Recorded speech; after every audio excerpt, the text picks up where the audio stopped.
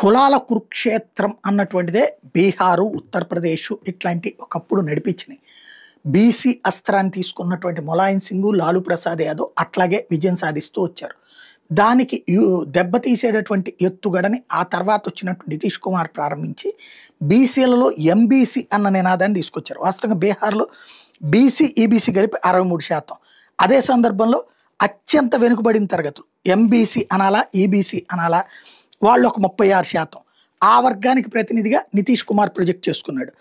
అదే సందర్భంలో Bharatiya Janata party మొన్నటిసారి EWS reservation ఇచ్చింది కాబట్టి 63% బీసీ, ఈబీసీ జనాభాలో దాదాపు 15% మంది వాళ్ళు ఉన్నారు కాబట్టి ఆ 15 ఈ 36 కలిస్తే 52% దాకా వస్తుంది అన్నటువంటిది ఇప్పుడు బీజేపీ వేస్తున్న అంచనా.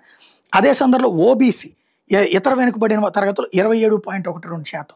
వాళ్ళు ఎక్కువగా భారతీయ జనతా పార్టీకి, నితీష్ కుమార్కి మద్దతుగా ఉంటారు కాబట్టి వాళ్ళు యాడ్ అవుతారని లెక్కేస్తున్నారు. అగ్రవర్ణాలు 15.38%, వాళ్ళు బీజేపీ కూటమికి మద్దతుగా ఉంటారన్నట్టు ఒక లెక్క ఉంది.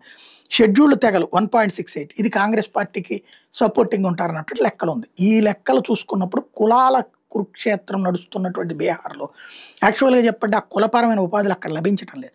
చాలా మారింది. ఆటవిక రాజ్యం నుంచి మార్పు వచ్చింది కానీ అభివృద్ధి వైపుకి పరుగులు లేదు. ఇప్పుడు ఈ టైంలో దాన్నే అస్త్రంగా తీసుకుంటుంటారు.